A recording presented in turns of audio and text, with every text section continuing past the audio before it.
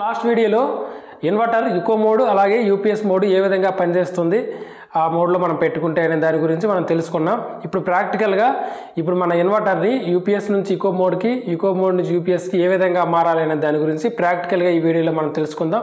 Video కానీ మీకు నచ్చినట్టుంటే తప్పకుండా వీడియోని అయితే లైక్ చేయండి. ఓకే, ఇప్పుడు మనం లేట్ చేయకుండా వీడియోలోకి అయితే వెళ్ళిపోదాం.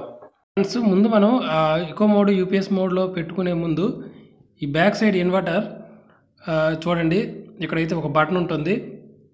ఇక్కడ ట్యూబ్లర్ బ్యాటరీ అలాగే ఫ్లాట్ బ్యాటరీకి సంబంధించి ఏ బ్యాటరీ అయితే మనము ఈ ఇన్వర్టర్ కనెక్ట్ చేస్తామో ఆ యొక్క బటన్ అనేది ఆ యొక్క బ్యాటరీ మోడ్లో పెట్టుకోవాలి ఫస్ట్. ఇప్పుడు మనం ఈకో మోడు అలాగే యూపీఎస్ మోడ్కి ఏ విధంగా మనం మారాలనే దాని గురించి ఇప్పుడు చూద్దాం.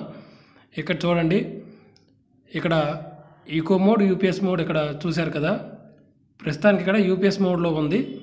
నేను ఇప్పుడు ఈకో మోడ్లోకి మార్చి చూపిస్తాను. ఈ యొక్క పవర్ బటన్ని ఒక 3 సెకండ్లు లాంగ్ ప్రెస్ చేసి ఉంచితే ఈకో మోడ్లోకి మారిపోతుంది. చూడండి, మారిపోయింది. ఇప్పుడు ఈకో నుంచి మళ్ళీ యూపీఎస్కి మనం మారాలంటే సేమ్ ఇప్పుడు చేసినట్లే మళ్ళీ 3 సెకండ్లు ప్రెస్ చేస్తే మారిపోతుంది. చూడండి, మారిపోయింది. ఈ విధంగా మనం మార్చుకోవచ్చు. ఓకే ఫ్రెండ్స్, వీడియో కానీ మీకు నచ్చినట్టుంటే వీడియోని తప్పకుండా లైక్ చేయండి. అలాగే ఇంకా ఎవరైనా మన ఛానల్ సబ్స్క్రైబ్ చేసుకోకపోయి ఉన్నట్లుంటే తప్పకుండా సబ్స్క్రైబ్ చేసుకోండి. మరొక మంచి వీడియోలో మళ్ళీ మనం కలుసుకుందాం. అంతవరకు సెలవు, బాయ్.